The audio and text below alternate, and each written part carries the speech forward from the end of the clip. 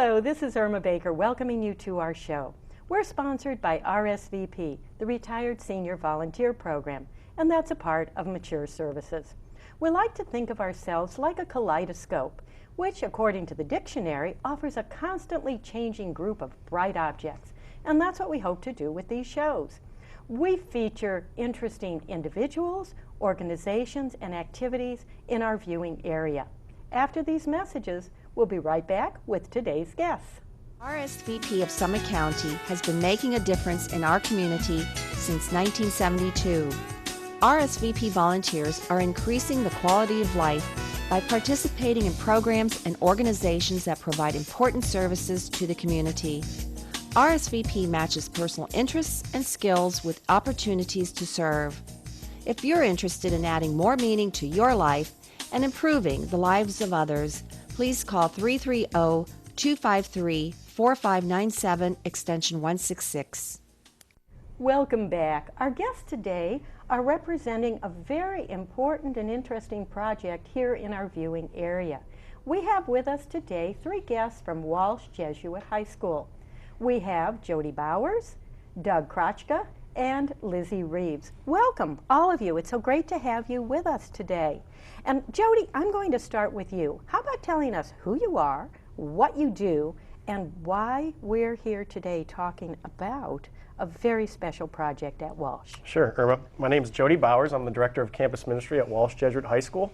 I have the pleasure of working with fantastic young people like Lizzie and Doug on a variety of different programs and projects, from spirituality programs like retreats, to liturgies, to some social justice initiatives like the Labre project, which we're here to discuss with you today.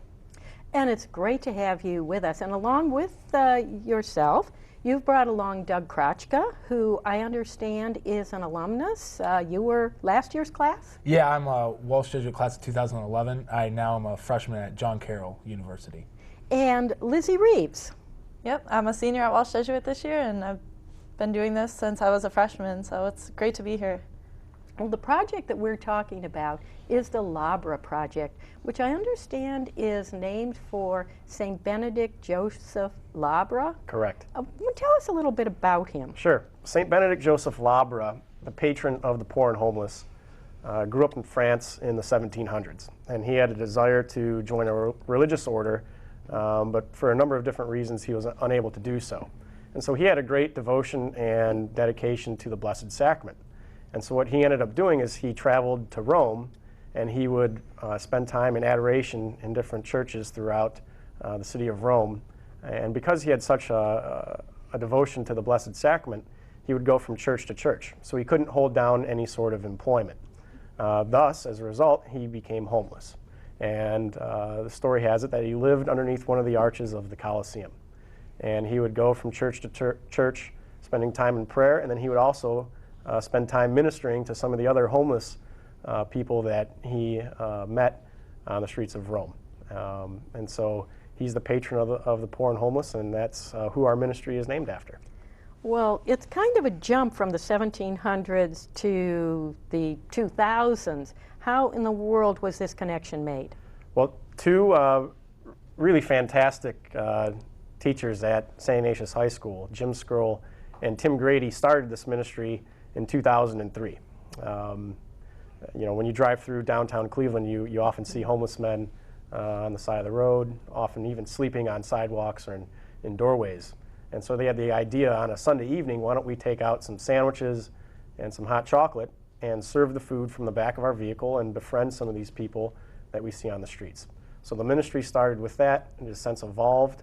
The ministry has traveled to places like John Carroll University, it's at Ohio State, Loyola Chicago, it's at a number of different colleges, and we've brought the ministry to Walsh Jesuit, serving the poor in Akron. And now you say it's come to Walsh Jesuit, but really you were the one responsible for bringing it here, weren't you? Father Jim King, who's a fantastic Jesuit priest, Mr. Ed Plaspole, Miss Marissa Madden. There's really a group of people and some fantastic students like these two who really have spearheaded this ministry and have brought it down to Akron. So, well, how many students do you have involved in the project? We have, over the course of the past 5 years, we've probably had maybe over 500 kids riding in the van.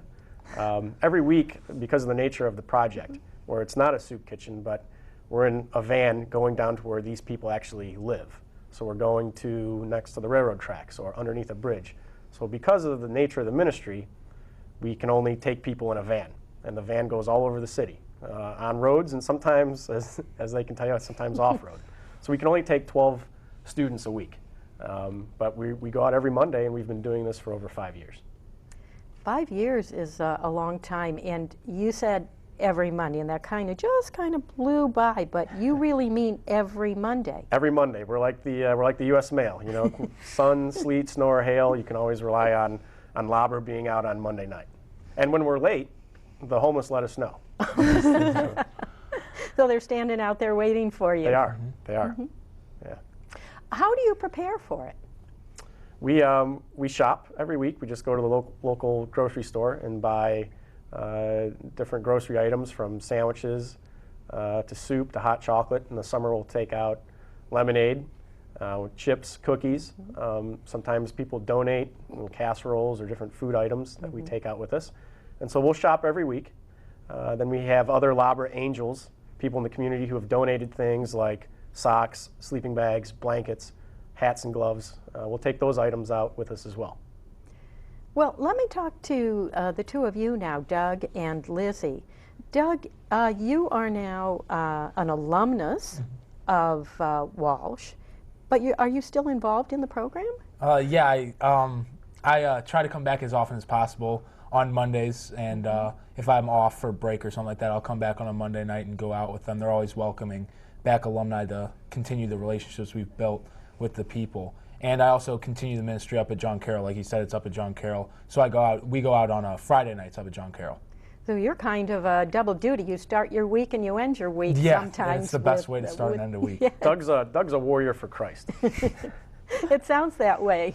And you are kind of going into war zones, aren't you, when you're talking about the conditions under which the homeless are living? Yes, it depends on where you're going, but very often it is down underneath bridges, down by railroad tracks. And it's amazing to see the love of home that they do have, though. They invite us into their home, and they're very proud of what they have. When you say invite you into their home, what's a home?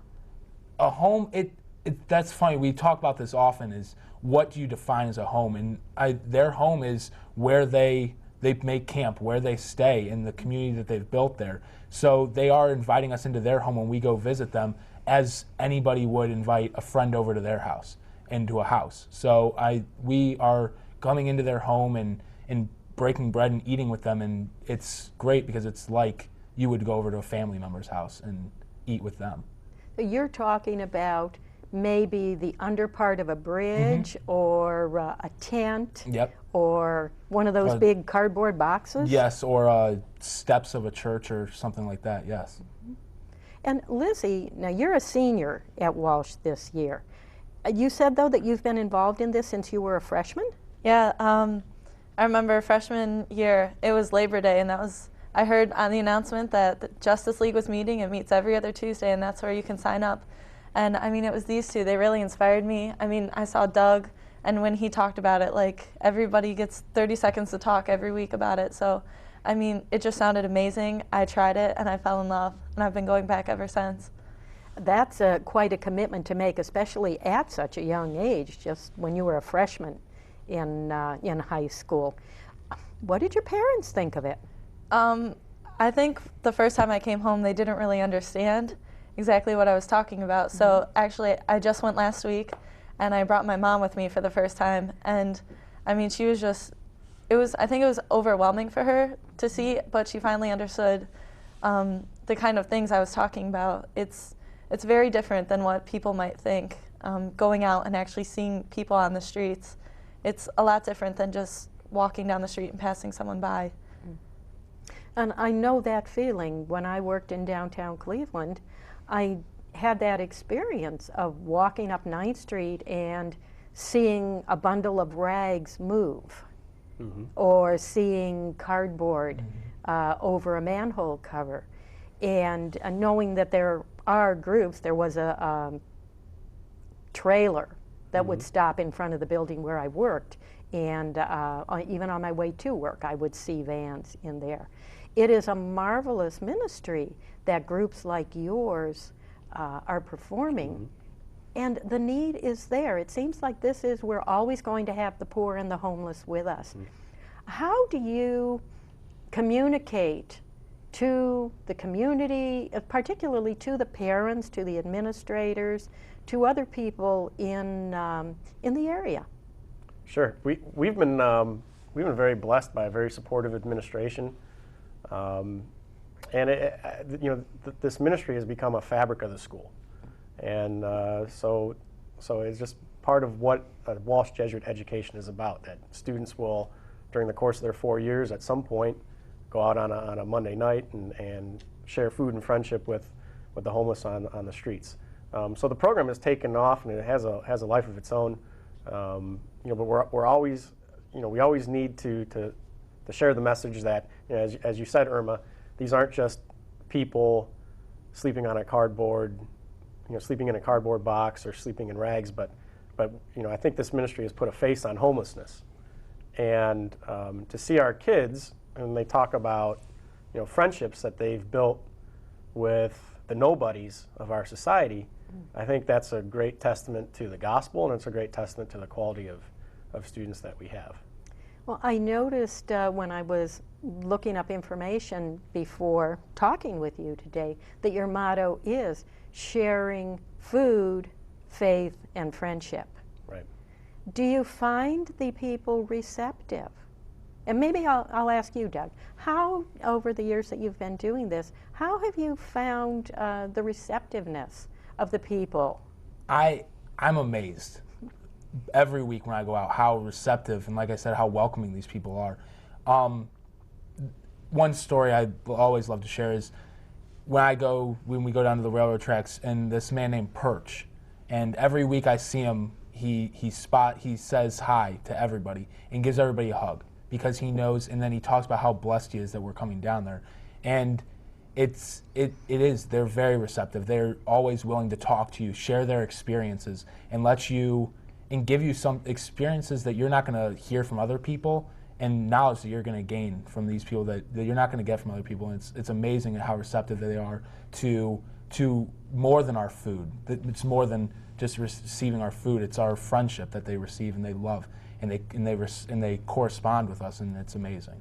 Well, many of the homeless are cut off from their families or from friends from their past or that. So it sounds like you're providing something to them that really they have very few other opportunities. And I want to ask you, Lizzie, what surprised you most once you went out and you were all enthusiastic, Labor Day, you're just starting high school, and you hear this announcement and you're going to go out and do this, and what surprised you most when you got out there? I think the biggest thing is, just over time, the surprise was how much these people actually remember you. Like coming back, they may not remember your name, but you know theirs, but they remember you as, oh, she's the basketball player.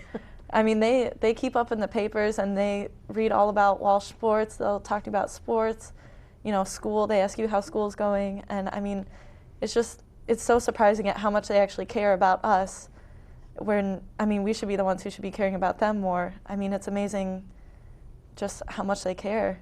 One of the hangouts in the greater Akron area is the Akron Public Library.